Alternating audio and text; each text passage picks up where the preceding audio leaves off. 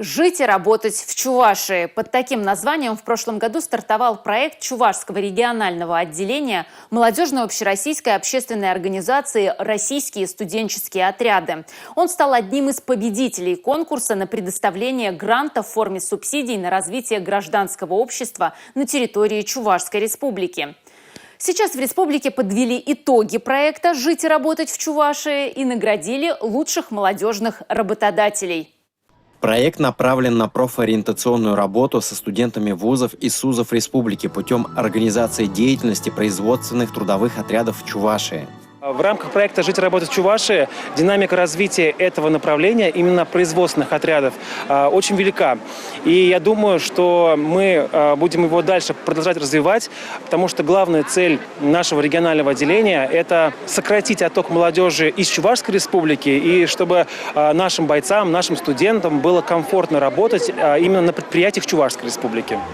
За время реализации проекта были достигнуты высокие результаты. Сформировано 9 студенческих производственных отрядов на базе 5 образовательных организаций высшего и профессионального образования. В них задействованы более 500 человек.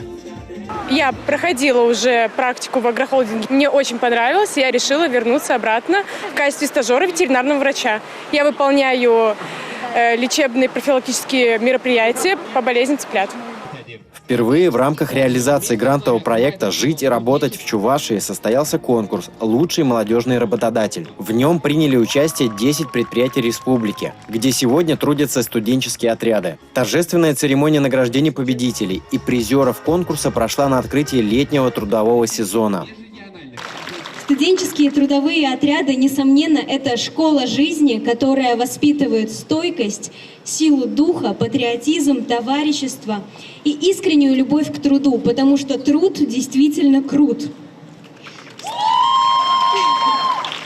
В номинации «Поддержка Совета работающей молодежи» места распределились следующим образом. Первое место – Чебоксарский агрегатный завод. Второе место – завод промышленного литья «Промлит». Третье место – предприятие «Химпром». В номинации «Организация студенческих производственных отрядов» первое место снова получил Чебоксарский агрегатный завод. Второе – Чебоксарский хлебозавод номер 2. Третье – «Химпром». У нас очень активный совет работающей молодежи, который тесно с практикантами, вот с ребятами, которые приходят на производственную практику, сотрудничают, взаимодействуют, вовлекают их в трудовую, в профессиональную, творческую деятельность. И благодаря нашим наставникам, у нас очень замечательные наставники у наших практикантов, именно к этим людям, которые сегодня тоже получили свои награды, ребята по нескольку раз приходят и возвращаются, и прям просятся к этим наставникам. Предприятия-партнеры студенческих отрядов Чувашии предлагают студентам пройти оплачиваемую производственную практику, ориентированную на специальность студента. Важно, что работа происходит в команде с наставником, что помогает адаптироваться на производстве и в дальнейшем трудоустроиться по специальности. Сегодня молодым людям не нужно уезжать за пределы родной республики, и есть много достойных предложений с высокой зарплатой на малой родине. Отработал на предприятии. Мне очень понравилось. Хорошая работа, достойная зарплата. Российские студенческие отряды – это возможность познакомиться с работодателями, узнать специфику работы изнутри и получить свой первый официальный трудовой опыт. Александр Тиков, Сергей Емельянов, Республика.